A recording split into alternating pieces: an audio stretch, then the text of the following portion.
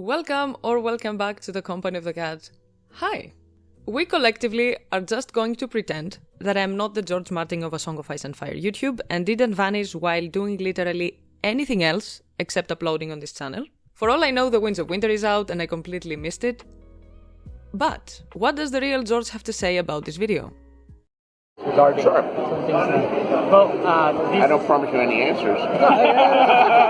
no strings attached, right? Okay. Guys, I'm sorry, it's time to go. Oh, Sorry. ask your question. Okay, so just quickly, since the Doom of Valyria, no one has been able to step into it or sail near it, but there are rumors that someone was able to. So is there any magic strong enough to withstand the curse that is placed upon Valyria?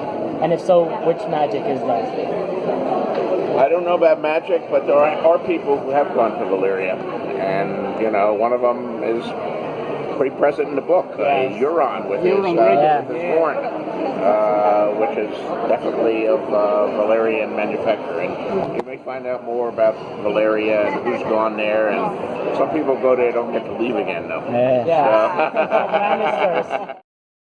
It is an open secret in this channel that I am a psyker for the Ironborn plot, and I haven't talked about them in a while, so today's video is about Euron Greyjoy and the debate within the fandom over his journey to Valyria, which, as we saw, he did in fact make. Per the words of the author, in case someone doubts the books, I'll also be touching on his trip to Asshai, which he allegedly made as well, his possible motives and what to expect in future in the books, and why some fans perceive him as somewhat of a fraud. This video is a sort of follow-up, spin-off. I don't know, to some of the older videos about Euron I've made, but you don't need to have watched them to follow along. Αλλά σε περίπτωση που δεν τα έχετε δει, να τα δείτε. Εξαιρετικά βιντεάκια και μπράβο μου το σκέφτηκε και μπράβο μου το έγραψε. But before we dive in, don't forget to like and subscribe if you enjoy my content.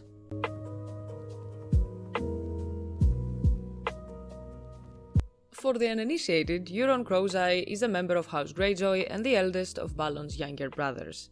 We first hear about him in A Clash of Kings, where people start mentioning him, and we again learn about him and his return to Pike in A Storm of Swords after years of being exiled from the islands. Upon Balon's death, Euron returned to claim the Seastone chair as King of the Iron Islands and even executed Swain Botley when he objected to his claim by drowning him in a cask of seawater. Euron's mentions are very brief in these two books, but are actually very telling of his character, and I'm going to give credit where credit is due. It's quite hard considering we know almost nothing about him, but even the small details like the way he executed Botley show his disregard for his people and of course the unwritten divine laws religions have, something that is central to his character and story. A story that raises a very interesting question. Are these religions and gods real? Euron's whole existence is in the story to challenge the divine power and morality of religions and the cultures that follow them. I dreamt of a man without a face, waiting on a bridge that swayed and swung. On his shoulder perched a drowned crow with seaweed hanging from his wings. The religion of the drowned god, the one he was raised into, condemns kinslaying and the killing of fellow Ironborn, both of which Euron has committed. But are these laws indeed divine? Or are they man-made like all laws? Do they really matter, or are they in place just to hold people back and restrict their potential? Questions Euron himself asks, because even though everyone agrees that the things Euron is doing are immoral, sins, it doesn't seem like he experiences any repercussions. Euron's blasphemies will bring down the drowned god wrath upon us all. We must stop him, brother. We are still of Balon's blood. Are we not? So is he, Victarion has said. I like it no more than you do, but Euron is the king. Your Kingsmoot raised him up, and you put the driftwood crown upon his head yourself. On the contrary, the people who follow these laws suffer under him, and Euron takes advantage of a religion he doesn't really believe in to raise himself. Because he knows that what moves and holds people back are the beliefs they have in their gods. We have Sal no king, but from the Kingsmoot, the dam here stood. No godless man may see the Seastone chair eye. Euron glanced about the tent. As it happens, I have oft sat upon the Seastone chair of late. It raises no objections. His smiling eye was glittering. And that brings me to something that's less about how Euron is written, and more about how he is perceived. Like many, if not most characters in A Song of Ice and Fire, Euron is someone the fandom can never seem to agree on. There are widely contradictory theories about him. Half the fans believe he's one of the major villains of the story, a mastermind who's been pulling strings from the very beginning. secretly present all along, with theories claiming that he's actually Benjen in disguise, Dario, the Dusky Woman, Asara Dane, Moonboy for all I know. Others argue that he's being manipulated by Bloodraven and or Bran to cause all this chaos, or that they somehow broke him by accident. And then there's the opposite camp who thinks Euron is a total fraud, that he's all talk and will die in a blink, and the only thing he has done is sleep with Victarion's wife, and that is debated as well. And in general, είναι ένας αλεπουδιάρης παπατζής. Δεν ξέρω πώς να το πω στα αγγλικά, συγγνώμη. Now, I want to focus on the Bloodraven theories mostly because, unlike the rest, they do have a basis and are not Euron and Benjen both wear a size 4 coincidence, I think not. Perhaps we can fly, all of us. How we will ever know unless we leap from some tall tower? No man ever truly knows what he can do unless he dares to leap. Most of the discourse around this really began with this line. Euron has, of course, the crow imagery, the red eye in his sigil, the visions and the symbolisms, all of which also connect to the three-eyed crow. But it's this specific line that began one of the most prominent theories about him, that Euron at some point in his childhood was visited by Bloodraven, similarly to Bran, which left him however you described Euron. Because we literally see Euron describing Bran's fall from the tower and his first encounter with the three-eyed crow. That moment, of course, is what set Bran's entire storyline in motion, and is also marked one of the first times the series began hinting at the real issue of the books outside of the prologue. Winter is coming. In the grand scheme of things, it's not that crazy of a theory, but it's also not one that really matters, at least in my opinion. I mentioned this in my other video about Euron. Bloodraven visiting him isn't particularly important or necessary to explain Euron's character or situation. The idea that Bloodraven just visited a bunch of children to find the one is interesting and could work, I guess, depending on how it's approached, but it's also kind of random. Like, it could be true, but there isn't much solid textual evidence for it. On the contrary, the Blackwoods, and Bloodraven in particular, have always seemed to know what they're doing. Bloodraven knew he was searching for a Stark. It's possible that he tried to reach out to the other Stark boys like Rickon or Jon at some point, but there's no real reason to think he didn't know he was looking for a Stark boy and was instead visiting every random child out there. And unlike the vague, symbolic dreams that aren't connected to the Weirwoods, Greenseers who are connected, as we saw with Bran, seem to know exactly who and what they're visiting and watching. When you're inside the tree, you're not just seeing glimpses or symbolic animal people, you're seeing the actual picture. To be honest, I'm only bringing this up because I get comments about it on pretty much every Euron video I make. I don't usually mention this theory, mostly because I don't feel there's much to add. Sure, it could work, but personally I'm not convinced. From my perspective, Euron's story and character don't really need Bloodraven to make sense. It might make for an oh my god moment, but it would also probably overcomplicate things for no reason at all. And maybe even take away from the larger story. I don't know, maybe it is just me, but that's how I feel about it.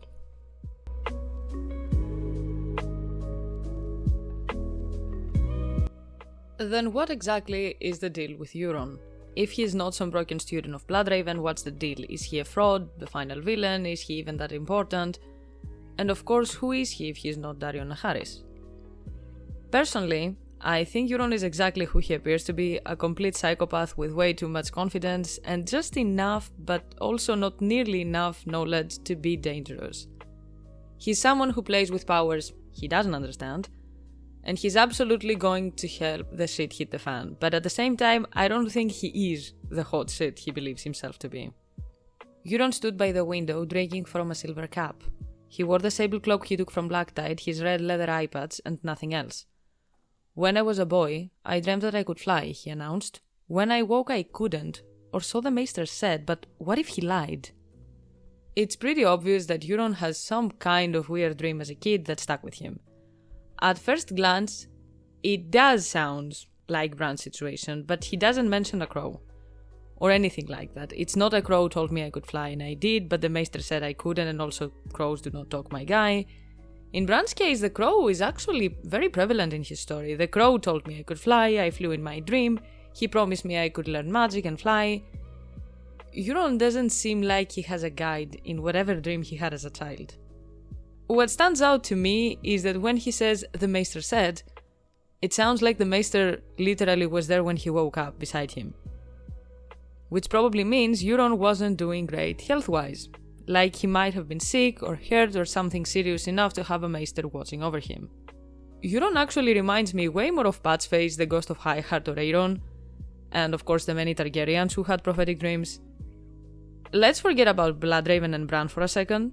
Just think about how much prophetic dreams, visions, and prophecies mess with people who don't have a guide.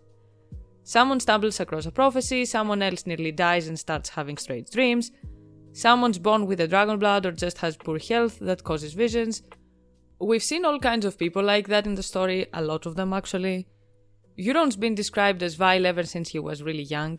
He's already been that kind of person, confident, arrogant, and cruel to the point of insanity. Euron's nicknames, Crow's Eye and the First Storm and the Last, are actually the perfect indicator of his character. Unlike the other dark-eyed Greyjoys, Euron has heterochromia, only one of his eyes is black. His blood eye dark and shining with malice. That's the main explanation we get, one dark eye, the other blue, his laughing eye glittering like the summer sea. Like the rest of the Greyjoys, he also sports that hooked bird-like nose, so even just physically the nickname fits. But it also makes sense symbolically, especially when you think about how the Ironborn see crows and ravens. He had no love of maesters. The ravens were creatures of the storm god, and he did not trust their healing, not since Yuri. To call someone Crow's Eye among the Ironborn isn't just about how he looks. It's a name that ties him to things considered bad, creatures of the god that wants to destroy them. It isn't just for the guy with one black eye. He's the first storm and the last, the working curse, a man who, like the crows, feeds on death, and like storms, brings chaos. The nickname fits him both physically and spiritually. The dark eye, the hooked nose, the blue-black hair that hasn't turned grey with age, and the sharp, cruel cunning that defies him. And from what we can tell, these nicknames have followed him since childhood, which says a lot. Back to his dream. If Euron had some kind of accidents as a kid or got really sick, he had that weird near-death dream we've seen other characters get. The first example that comes to mind is obviously Bran. The ground was closer now, still far, far away, 1,000 miles away, but closer than it had been. It was cold here in the darkness. There was no sun, no stars, only the ground below coming up to smash him, and the grey mists and the whispering voice. He wanted to cry. Not cry, fly. I can't fly, Bran said. I can't. That won't do any good, the crow said. I told you the answer is flying, not crying. How hard can it be? I am doing it. The crow took to the air and flapped around Bran's hand. We know his case well since we see it from his point of view. In Bran's case, there was the crow guiding him, but other people in similar situations didn't have someone by their side. They just somehow found a way to escape death. I know there are theories about the crow being actually Euron and not Bloodraven, but Euron himself looks unsure of what he's doing and how far he can go with magic and all the potential. What if we could fly? He doesn't look like someone who would be able to guide anyone to achieve something like this, and it's not in character either. Bran flew. He didn't believe he could at first, but in the end he did, and that's how he survived. He also avoided being extremely traumatized because the crow told him to forget why and how he fell. Others were not so lucky. Patchface, instead of drowning, somehow learned to breathe underwater. We don't know how or why, but the stories about him paint the same kind of picture. Instead of falling, Bran flew. Instead of drowning, Patchface learned to breathe underwater, supposedly taught by a mermaid. Of course, these are all exaggerations, but they are there to paint a picture, even if not necessarily accurate to a T. To his dying day, Jomi had sworn that Patchface's flesh was clammy cold. No one ever explained those 2 days the fool had been lost in the sea. The fisher folk liked to say a mermaid had taught him to breathe water in return for his seed. Aeron's story fits this pattern too. He also drowned, or nearly did, and came back claiming that the drowned god had returned him to life. He was the Dampier who had seen the god's own watery holes and returned to tell it. He even visited his watery holes, meaning he could breathe underwater in this near-death experience of his, like Bran flew. Sweet Robin also fits the same category. By all logic, the kid should have died, He's constantly sick, fragile, and drugged most of the time, yet somehow he's still alive. Even the people around him seem kind of baffled by it. People always compared him to the Winged Knight, his favorite hero, and he's also obsessed with the idea of flying. Alain took Robert's gloved hand in her own to stop his shaking. "Sweet Robin," she said, "I am scared. Hold my hand and help me get across. I know you're not afraid." "I am not?" "Not you, you're my Winged Knight," said Sweet Robin. "The Winged Knight could fly," Robert whispered. "Higher than the mountains." She gave his hand a squeeze. Lady Miranda had joined them by the spire. "He could," she echoed. It's pretty likely that in his dreams, in the feverish, comatose, drugged state when he's completely out of it from the milk of the poppy, and his fragile health, Sweet Robin is unconsciously avoiding death through sheer childlike imagination and belief. In his mind, he is the Winged Knight, so of course he can fly. Thus he doesn't die.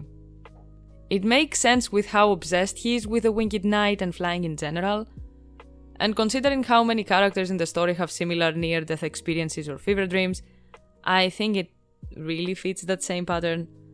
Sweet Robin is also someone fans often link to Bloodraven and the more magical side of the story because of his health and his fixation with flying. And I think the same thing I do regarding most of these cases, minus Bran. Bloodraven isn't really involved here. The story shows us through legends and characters like Patchface, like Euron, the Ghost of Ahai, Jenny of Oldstones, and even Theora Toland, that people with physical or mental struggles often are more spiritually attuned, even if they don't understand it. Even the children of the forest had greenseers who were physically weak or sickly. The Andals had the crone in the religion, an old woman spiritually gifted because she sent a raven to peek through the door of death, giving humanity foresight. Having near-death experiences seems to be a way to start seeing things. Some people get it, some don't. I don't believe Patch knows what he's seeing is gonna happen, but the Ghost of Ahai does. And I think that's what happened with Euron.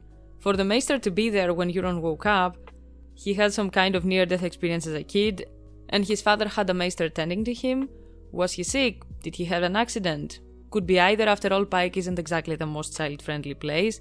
It's huge, wet, windy, full of towers and rope bridges, plenty of chances for a kid to fall or get hurt. And the climate definitely doesn't help either. It's the perfect setup for someone to get sick. So in that state, Euron probably saw something, like everyone else in those near-death or fever dream moments. And yeah, maybe he flew. Why wouldn't he? If there's one person who believes in himself enough to do it, is Euron, and he was also a child. He is the crow's eye, and crows can fly. Euron is also someone that would become obsessed with that dream afterward, maybe even try to make sense of it, and an experience like this could also make him worse as well. That's why I believe Bloodraven isn't necessary for his story. Something like this fits well with a pattern we've seen already. People who brush up against death and or have these strange visions and then get consumed by them. We don't need some huge extra explanation about it, and with how much need to be wrapped up in just 2 books, it makes more sense to treat it as part of the same pattern. I think the simpler the explanation, the better. Euron probably had some kind of accident or got really sick when he was younger and almost died. He might even nearly drowned during his baptism. The crow in the Ghost of Ahai's dream is described as drowned, after all, and he flew to escape death or something. Euron mentioned towers, something we associated with Bran, while standing on a tower, high on shade of the evening, for who knows how long. His dream about flying is never really actually explained, we just know he could fly. He's even thinking, what if we can indeed fly? Can we know that? Maybe if we leap from a tower, we could find out. He himself is testing the water, the possibilities, and what his dream meant. In reality, his dream is vague as fuck. He had a dream where he flew. That is everything we get to learn. Nothing more, and he got obsessed with it, as countless other characters in the story get obsessed with their dreams and visions.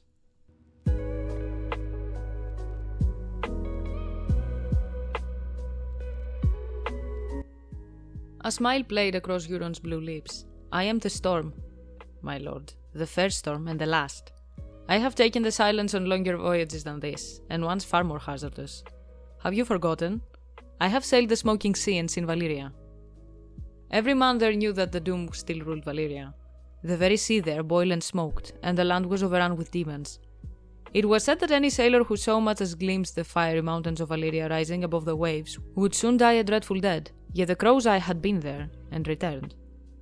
A lot of the readers don't believe that Euron actually sailed to Valyria, and I kind of get it. Like, he sounds like he's talking out of his ass. But he has enough strange artifacts, and most of that stuff would be pretty hard to get anywhere else. And at the end of the day, if George himself says, yeah, it's in the books, he went, then he went. When he doesn't want to answer something, he doesn't answer, he never lies. And even beyond that, sailing into the Smoking Sea is exactly the kind of thing Euron would do. Victarion had a healthy fear of his god, as all men should, but put his faith in steel. This right there is what sets Euron apart. He doesn't fear gods because he doesn't believe in them. He just sees magic and the supernatural as a tool, a weapon. Swords are dangerous, but are useful as well. Who knows more of gods than I? Horse gods and fire gods, gods made of gold with gemstone eyes, gods carved of cedar wood, gods chiseled into mountains, gods of empty air. I know them all. I have seen their peoples, garland them with flowers, and set the blood of goats and bulls and children in their names. And I have heard their prayers in 100 tongues. Cure my withered leg, make the maiden love me, grant me a healthy son, save me, succor me, make me wealthy, protect me. Protect me from mine enemies, protect me from the darkness, protect me from the crabs inside my belly, from the horse lords, from the slavers, from the sellswords at my door. Protect me from the silence, he laughed. Godless? Why, Euron? I am the godliest man ever to raise sail. You serve one god, Dampier, but I have served 10,000. From Eve to Asshai, when men see my sails, they pray. Euron's arrogance is insane, like, he genuinely believes he's above everyone else. And that'll probably be what destroys him, but that doesn't mean he's stupid or a fraud. In fact, he's counting on people thinking he's a fraud. Roderick Harlow represents the rational, maester-like view of the world. He mocks Euron and doesn't believe in magic, but Euron actually has a lot of very real, very dangerous magical things in his possession. Shade of the Evening, a Valyrian steel armor, a magical horn bound to him. He's unhinged, curious, and smart enough to find and use these things, which already tells us a lot about his capabilities. Valyria or not, Asshai or not, he's clearly someone who's pushed boundaries that most people wouldn't even go near. And most importantly, he's fearless enough to try. Whether he succeeds or not almost doesn't matter. The fact that he's out there playing with things that everyone else is terrified of says everything about him. The guy literally jerks off on the idea that people fear him. The scenes between him and Euron in The Forsaken are disgusting, but also very revealing. You can see how much joy Euron gets from making Euron and everyone else terrified of him. He has a god complex. People fear gods, they pray, they obey, they worship, all because they're scared of punishment and the unknown.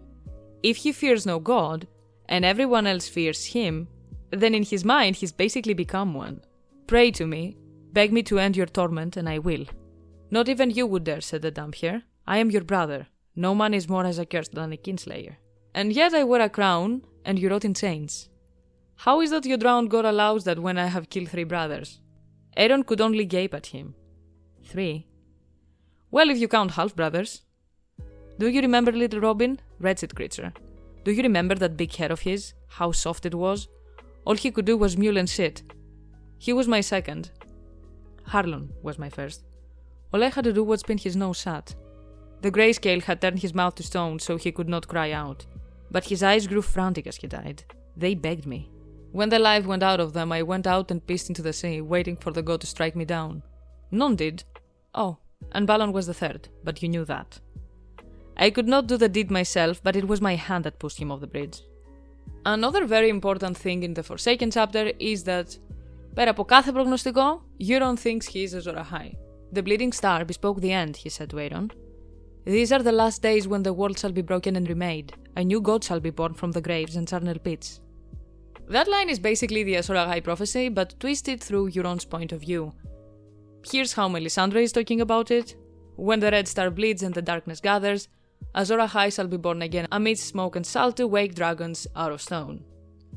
It's basically the same story in a different font. The bleeding star is the comet, everyone in the story agrees on that part.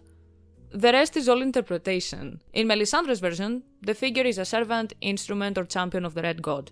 In Euron's version, it's not a servant, it's a new god, born from death and decay. The prince that was promised and the Targaryen prophecy have the same building blocks as well. Maester Aemon says, no one ever looked for a girl. It was a prince that was promised, not a princess. Rhaegar, I thought. The smoke was from the fire that devoured Summerhall on the day of his birth. The salt from the tears said, for those who died. He served my belief when he was young, but later he became persuaded that it was his own son who fulfilled this prophecy. For a comet had been seen above King's Landing, on the night Aegon was conceived. And Rhaegar was certain the bleeding star had to be a comet. What fools we were who thought ourselves so wise. The error crept in from the translation. Dragons are neither male nor female. Bart saw the truth of that, but now one and now the other, as changeable as flame. The language misled us all for 1,000 years. Daenerys is the one born amid salt and smoke. The dragons prove it. Once again, salt, smoke, bleeding stars, rebirth, dragons. It's all the same story told through different religions and perspectives. The R'hllorists call the figure Azor Ahai. In Asshai, they talk about a great warrior rising to fight the darkness lying over the world. The Targaryens and Mel many times call this figure the prince that was promised, even though whatever writing the Targaryens have of this prophecy talks about a dragon and not a prince. And in Euron's mind, it's him.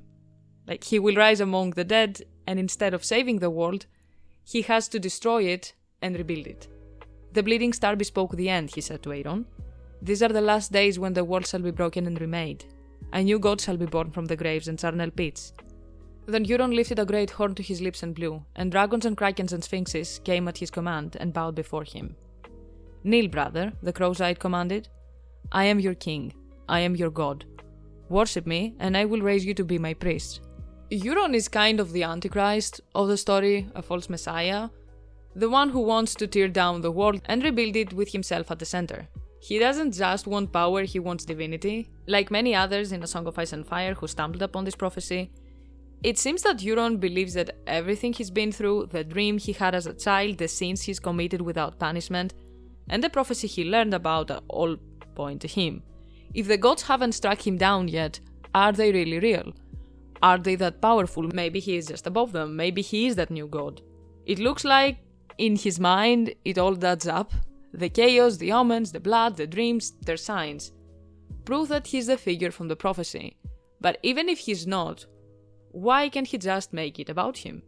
The gods have never stepped in before. These higher powers, gods or whatever they are, if they exist, have never protected, never punished, never done anything. So who's going to stop him from becoming that figure? Impaled upon the longer spikes were the bodies of the gods. The maiden was there, the father and the mother, the warrior and crone and smith, even the stranger. They hung side by side with all manner of queer foreign gods.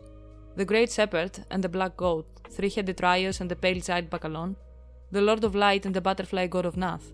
And there, swollen and green, half devoured by crabs, the drowned goat festered with the rest, seawater still dripping from his hair.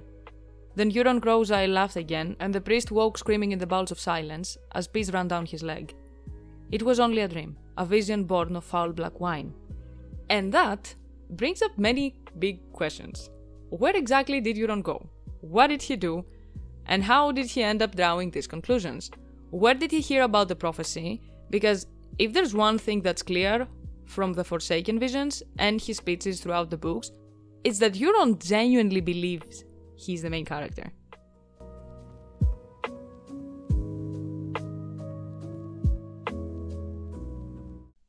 Iron Man, said Euron Greyjoy, you have heard my horn, now hear my words. I am Balon's brother, Quellon's eldest living son. Lord Vicon's blood is in my veins, and the blood of the old Kraken. Yet I have sailed further than any of them. Only one living Kraken has never known defeat. Only one has never bent his knee. Only one has sailed to Asshai by the shadow, and seen wonders and terrors beyond imagining. I know as much of war as you do, Crows-Eye, as I said. Aegon Targaryen conquered Westeros with dragons. And so shall we, Euron Greyjoy promised.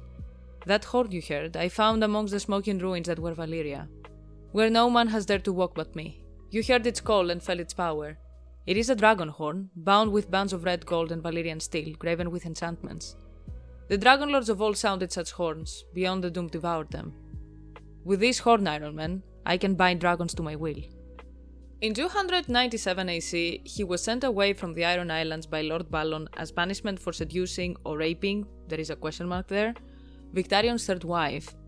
For context, this takes place during the same year the prologue of A Game of Thrones happens. And it's also the year Illyrio Mopatis took Viserys and Daenerys into his care.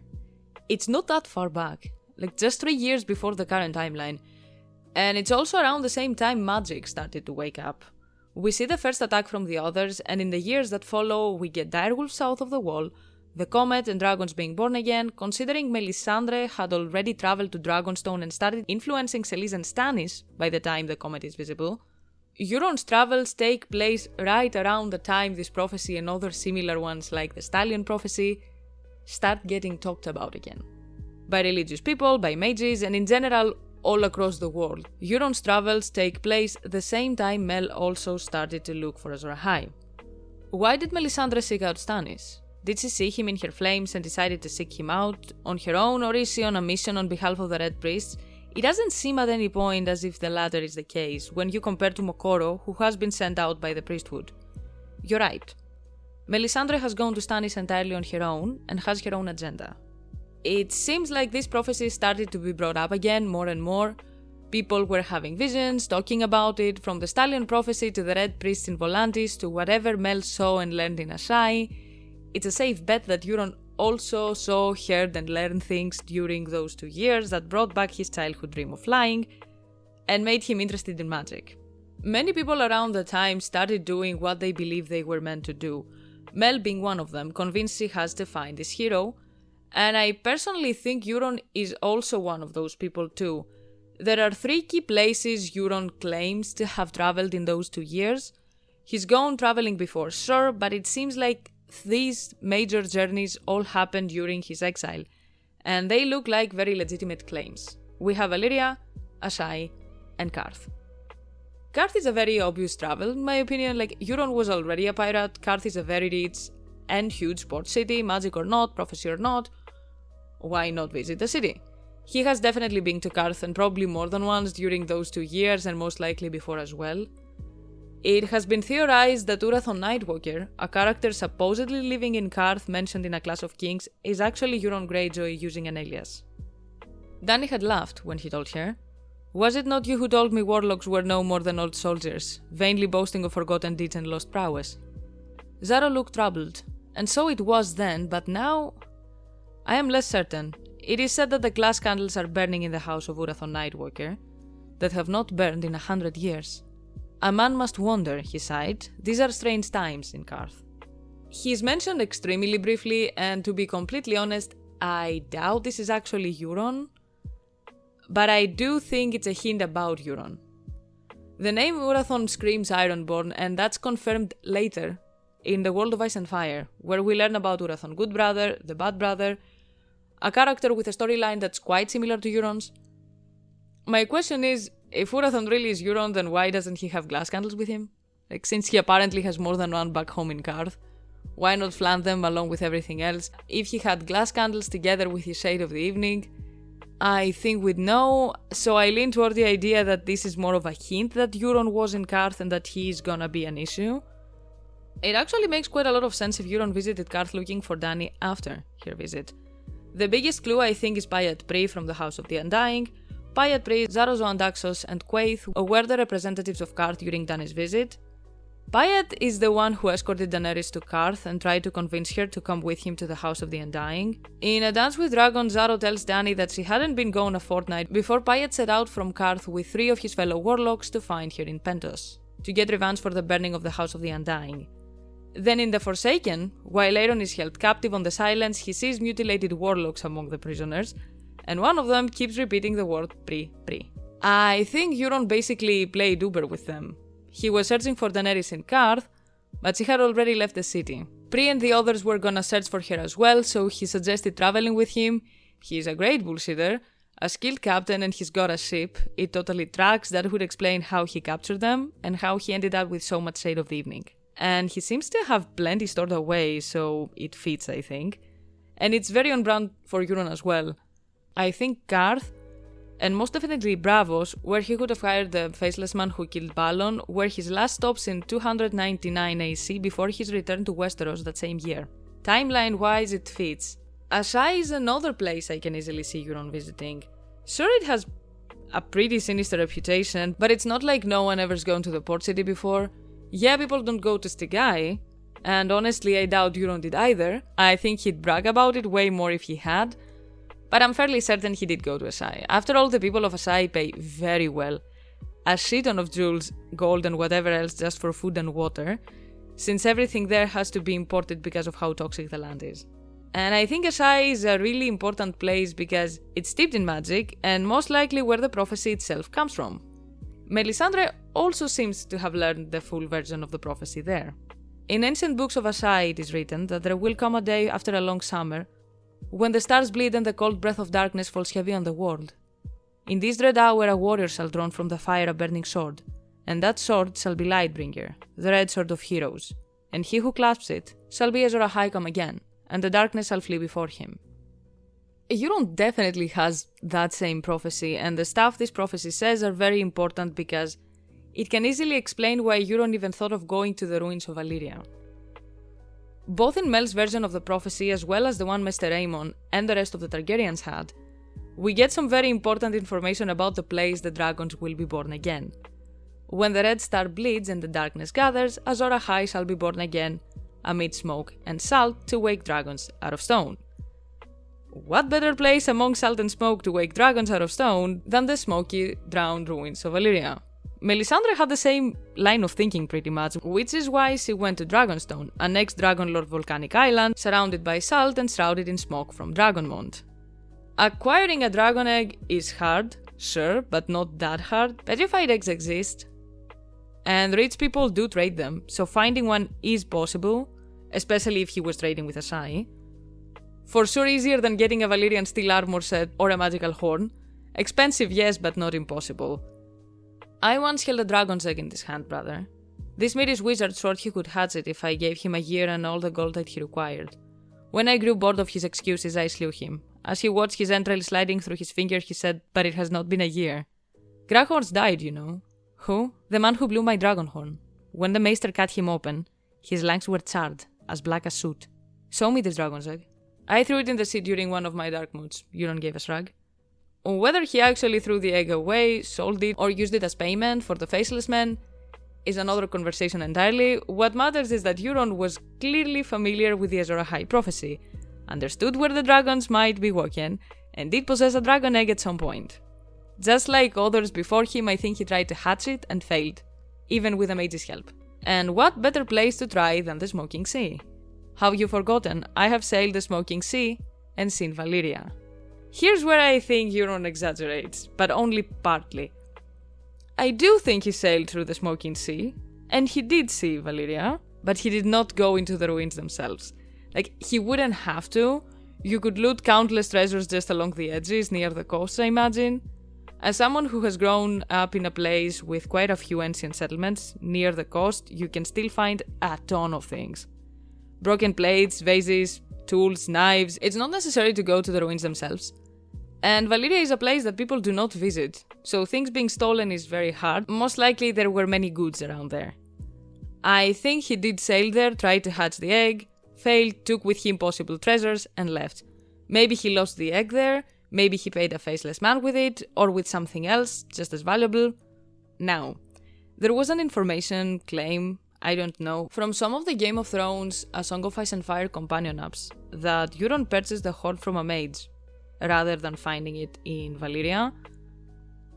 Those apps are full of inconsistencies with the actual texts on various points. They weren't written by Martin himself and were mostly promotional tie-ins from the height of the show's popularity. Personally, I don't consider them reliable sources. I do think Euron found both the armor and the horn in Valyria, or at least somewhere along that journey. The armor was likely adjusted later to fit him. After all, there are smiths who can reforge Valyrian steel, even if they can't forge it anew. And while Euron is certainly a liar and a manipulator, I agree with that. He cannot be that big of a bullshitter, considering he does have artifacts impossible to find. His boasts have some ground, even if twisted, exaggerated, or incomplete. Timeline-wise, everything fits pretty well, I think. Euron's exile in 297 AC gives him just enough time to travel around, hear, see, and learn enough about all sorts of magical things, as well as reach Asshai and get tangled up in the prophecy. After all, this is also around the time Melisandre started her own journey to find Stannis, because she found that prophecy in Asshai. By 299 AC, while the comet was visible, Euron likely traveled to the Smoking Sea to try and hatch the eggs and failed. Not long after, news started spreading like wildfire about Daenerys Targaryen and her baby dragons. The stories in Asshai about the prophesied hero involved a wife, who plays a crucial part, Nissa. If he learned about the prophecy there, he definitely heard the other stories about Lightbringer and his wife as well. So naturally, he turned to Daenerys, the mother of dragons, as the missing piece of the prophecy. Others seek Daenerys too. Have you seen these others in your fires? Only their shadows, one most of all, a tall and twisted thing with one black eye and 10 long arms, sailing on a sea of blood. It actually makes a lot of sense if Euron sailed to Karth looking for Daenerys, only to find that she actually left. By that point, everyone was talking about her. Merchants, priests, warlocks, everyone. Not only had people seen the dragons, but she also burned down the House of the Undying. Even if Euron missed her, he would have found the chaos she left behind. The stories about the dragons, and most likely Pyat Pri and the other warlocks preparing to chase her down. He took the Undying ones, and then sailed to Braavos to hire the Faceless Man before finally returning to the Iron Islands. And that explains the large amount of shade of the evening he has, because he certainly has drunk enough to turn his lips blue. I cannot point this enough. That's it, priest. Gulp it down. The wine of the warlocks, sweeter than your seawater, with more truth in that than all the gods of earth. It would make sense if the warlocks had shade with them when they planned to find Daenerys and take revenge.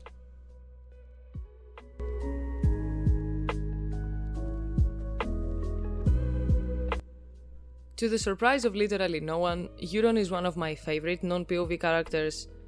Euron in the novels is a fraud, but not in the sense that he is faking everything, but in the apocalyptic sense of the word. He represents another side of the false messiah archetype in the apocalyptic story that is A Song of Ice and Fire. Because ASoIaF is a fantasy series, of course, but it also falls under the apocalyptic genre as well. The Erdmann's Dictionary of the Bible defines apocalypse as a literary genre in which a heavenly reality is revealed to a human recipient. Such works are characterized by vision, symbolism, an otherworldly mediator, an emphasis on cosmic events, angels and demons, and pseudonymity. A Song of Ice and Fire is also an eschatology. It concerns expectations of the end of the present age, human history, the end of the world, or end of times. Σε αυτό το σημείο έχω να πω ότι λατρεύω τη λέξη eschatology, όχι μόνο διότι προέρχεται από τα ελληνικά και είμαι biased, δεν με νοιάζει αυτό πολύ, to be honest, αλλά επειδή στα ελληνικά έχουμε τη λέξη σκατά, η οποία προέρχεται από τη λέξη έσχατος όπως και το eschatology και σημαίνει κυριολεκτικά shit. And that feels extremely accurate when we're talking about the apocalypse. If there were a coin, Euron would be on one side and Stannis on the other. Another favorite non-POV of mine. We basically watch the journey of two men, saved by the same prophecy, walk in completely opposite directions, a man of sin and a man of honor, both to a fault. Two people who believe they deserve more from life, who've been convinced they have a central role in a cosmic event. Second sons, kinslayers, characters with a ton of fire imagery wrapped around them, even though underneath they're grey and blue and cold, they are stone-like men.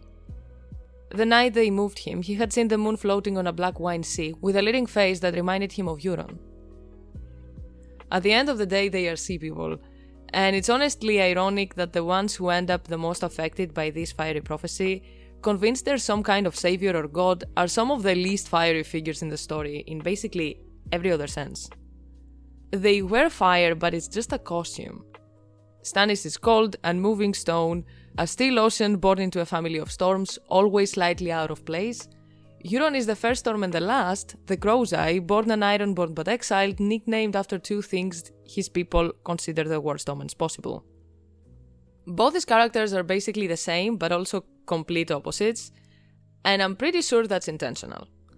The whole series is built on opposites, even the title is about two opposites, ice and fire, specifically two opposites that still share one major attribute: they burn. So having a figure that's basically a staple of eschatologies, the anti-messiah, represented in two characters like this, is not only a very Martin thing to do, it also gives him a ton of room to play with symbolism, which he loves, and to twist the story in more interesting directions. The anti-messiah is the kind of figure who shows up at the end of an age as a false savior, a fake chosen one, someone who inserts himself into the role that's supposed to belong to someone else. And that fits both Euron and Stannis perfectly. We pretty much see how following a prophecy like this, trying to force it, will only lead to one's downfall, no matter the intention beyond their actions. Euron and Stannis do not have the same mindset while trying to become this prophecy figure. Not even in the slightest, but at the end of the day it doesn't really matter. As my sister's favorite saying says, the road to hell is paved with good intentions. In the New Testament, the Antichrist isn't a single individual either, but a whole group of people who are false teachers or false messiahs. Also worth noting that the word adi doesn't just mean against or opposite of, but also in place of. Meaning characters who follow this pattern can act both as the fake messiah and as antagonistic forces that are going to cause chaos. And given Euron's storyline and foreshadowing, I think that is quite important. Euron has way too much build-up to end up being nothing. People say George loves doing the unexpected, but I don't really agree with that. Anyone who watches my channel probably knows this, but I am an advocate that George doesn't pull the rug out from readers for shock value. Not in A Song of Ice and Fire, not in his other works. That's not his style, that was Game of Thrones style, and has sadly been believed about the books as well. When in reality what George does is hinting the hell out of everything. He foreshadows like crazy. There isn't a single major event in the series that wasn't properly built up and heavily implied beforehand. The what the fuck feeling we get isn't because something came out of nowhere. It's because even when he solves it into our faces, we refuse to believe he will actually go through with it. There's no way he's gonna kill Ned, he's basically the protagonist of the first book. There's no way Rob's story ends like that, he has the moral high ground and he's the son of the guy who just died. There's no way Stannis, Mr. Honor and Duty, would kill his brother and keep doing all these morally awful things. None of these twists were random, they were set up, we just didn't want to accept them. So with Euron, I seriously doubt Martin is going to throw half a book's worth of Ironborn build-up in the trash. Especially when so many fans already complain about Feast for Crows. And he's not going to waste one of the biggest agents of chaos in the entire series. Euron is way too loaded to just fizzle out.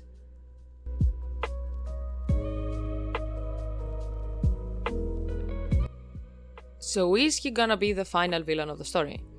No. The main issue is the others, which is established in the prologue of the first book, but Euron is the perfect character to cause the shit to hit a fan. The most widely known myths and stories we have about the previous Long Night come from this, the legendary Great Emperor of the Dawn.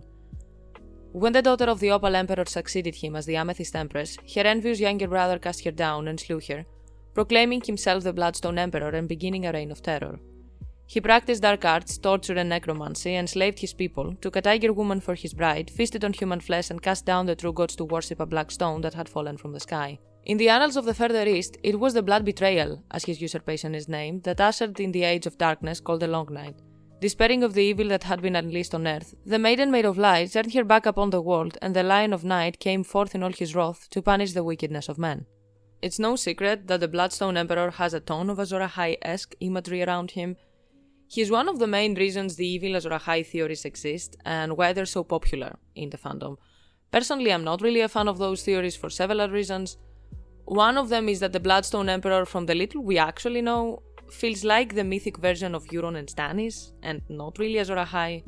They are all characters with Azor Ahai coded imagery who kill their siblings to become kings, who dabble in magic, who cast down the gods, who many believe took their crowns through foul play and are unworthy and sinful, have followers but also many people are terrified to oppose them, and while everyone focuses on Lightbringer in the Azor Ahai legend, the real common denominator across all these figures isn't the sword, it's the dragons. Azor Ahai, the prince that was promised, is supposed to wake dragons from stone. Euron allegedly had a dragon egg and failed to hatch it. Stannis has been circling the idea since A Clash of Kings and will almost certainly try in the next book. And most likely, he's going to fail considering all the foreshadowing around him. These two are not the people from the visions, the prophecies, or the legends. And in my opinion, the Bloodstone Emperor wasn't either. He was just another egocentric guy who stumbled into the prophecy or had some vision, convinced himself it was about him, and then used magic to try and force it to happen, making everything worse in the process. I doubt the Long Night happened because of the Bloodstone Emperor alone. It reads more like an inevitable cyclical event, but people messing with powers they don't understand definitely didn't help. Magic is repeatedly hinted to be a double-edged sword, and Stannis and Euron are in the perfect positions with a perfect narrative build-up to be the modern triggers for the coming chaos, The last storm before winter finally comes. The modern Bloodstone Emperor and Night's King. One is heading towards Old Town, the other will eventually have to return to the Wall since Mel, his family, and the magical threat Melisandre is convinced Stannis is destined to defeat are all north of it. Both have magical assistance and rely on visions for their actions, Stannis through Melisandre and her fires, Euron through the shade of the evening. I want to make a video on both Bloodstone and the Night's King and delve only into these two figures as much as possible. Write down if you're interested. I don't know when, but I can put down scripts for them. I know I do not upload as often, but I do have a ton of scripts ready actually. I just don't have enough time to record them and edit them. Nonetheless, if you would like smaller videos about this too, leave a comment or something. Both characters are also tied directly or indirectly to two of the most important magical artifacts in the series, Dragonbinder and the Horn of Winter. Dragonbinder is currently with Victarion and Mokoro on their journey to find Daenerys, and it is still bound to Euron. As for the Horn of Yoramun, its fate is extremely uncertain. Some may have the front part of it in Old Town, and there's also a chance that Melisandre really did burn a piece of the original horn during Rattleser's sacrifice after Stannis' victory at the Wall. But this is where I'm going to end this video. Originally, this was supposed to be a shorter Euron video about his travels and why he isn't actually a fraud, but things got completely out of control while I was writing. And since my previous upload was about Stannis, I said, why not? This video will have a second part, so read your New Testament, read your Bible, because next time we're talking Horns of Revelation. For now, kisses and Merry Christmas if you celebrate it. If you don't, have a great end of the year nonetheless. Thank you so much for sticking around, since 2025 was a very inactive year for the channel. And if you stayed until the end of the video, thank you again. I wish you a great week and a happy new year if I am unable to upload another video before 2026. Bye!